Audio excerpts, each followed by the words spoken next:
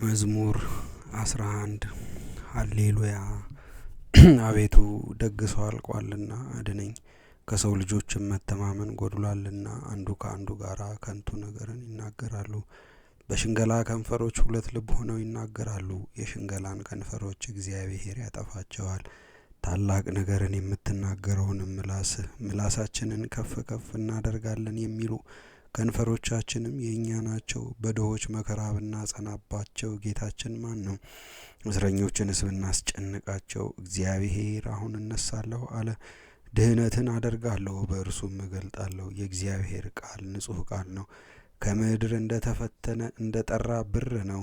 7 ጊዜ መላልሰው እንዳጠሩት አቤቱ አንተ በአደራነት ጠብቀን። ከዚህችም ትውልድ ለዘላለሙ ታደገን። ክፉዎች በዙሪያው ይመላለሳሉ። እንደ ገናናነትህ መጠን የሰው ልጆችን አጸናሃቸው። ስብሐት ለአብ ወወልድ ወመንፈስ ቅዱስ አሐዱ አምላክ ለዓለም ወለዓለመ ዓለም አሜን። መዝሙረ ክርስቶስ። ክፉዎች ሰዎች ሽንገላን ተመልተው አንዱን ከሌላው ጋር ከንቱ ነገርን ይነጋገራሉ።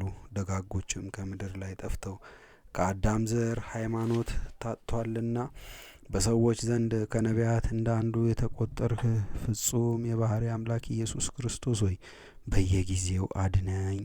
መዝሙረ ድንግል ማርያም ሆይ ደግ ሰው አልቋልና ከምድርም ሃይማኖት ጠፍቷልና ጠላቶቼ እኔን ለመጣላት ቢነሱ ኮረብታ በጥፋትና በሐሳር ትናድባቸው፣ ተራሮችም በላያቸው ይውደቁ።